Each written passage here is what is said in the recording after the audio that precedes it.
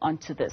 Zambia's opposition Patriotic Front has questioned the constitutionality of President Hakainde Hichilema's decision to permit a U.S. Army base in the country.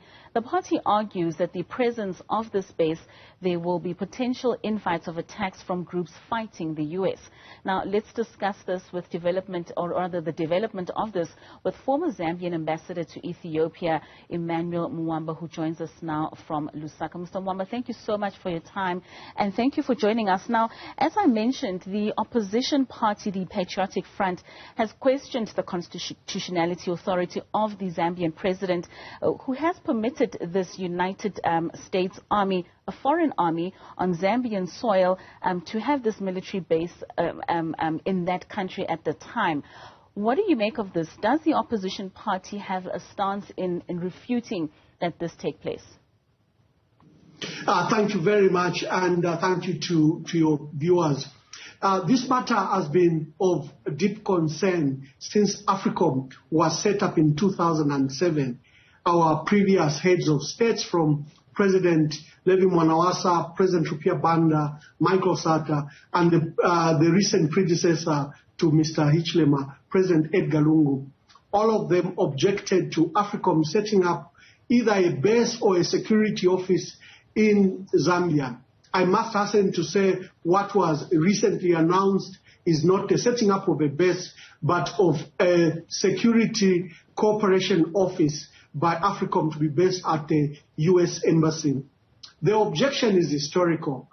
Both SADC and the African Union have objected to the militarized relations between member states and superpowers such as the U.S., Russia, China, and others.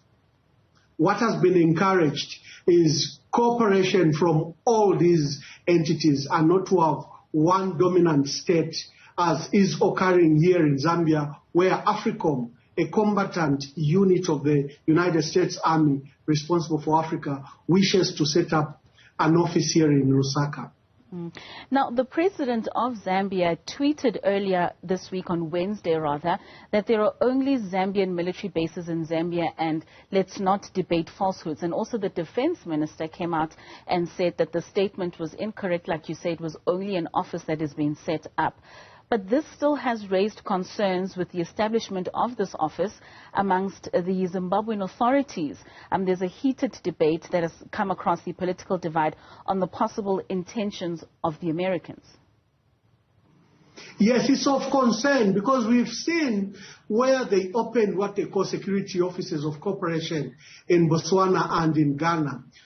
When you look at the agreements, they actually literally are fully-fledged bases disguised as military cooperation offices, and that is our concern. The infrastructure that is obtaining in Botswana, where a security office was opened, and in Ghana, shows you that usually they start as a security office, and in the minds of people it might look like a desk office when not. Now, the U.S. Embassy Lusaka Deputy Public Affairs Officer, Julie Mellon, said that the security office in Lusaka was just an extension of the military operation meant to thwart Malin actors in the region. What did she mean by that? These are matters we are objecting to. The U.S. Embassy already has been fostering security cooperation with the Zambian government at high level. They have a military attaché, they have a military defense attaché who's at the embassy, who coordinates this military cooperation. The concern for all of us, all stakeholders, is that Zambia should be open to all forms of cooperation, but we don't want military units, active military units, to set up bases or offices. This will put Zambia in a security risk to America's own foreign enemies, and we do not want Zambia exposed in that way. The cooperation that Zambia and the U.S. have is welcome, and I must hasten again to say that one of our biggest bilateral partners is the United States. It funds our health sector to a tune of $500 million a year. So does China, so does Russia. We want in this space that we should be open to all friends of, all friends of Zambia, and not to be tilted to one unilateral relationship.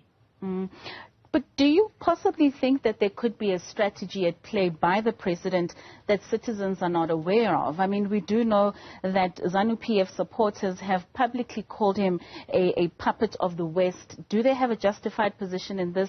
But could he, as opposed to all the other previous leaders of Zambia, have a different strategy at play that could be for the benefit of Zambia?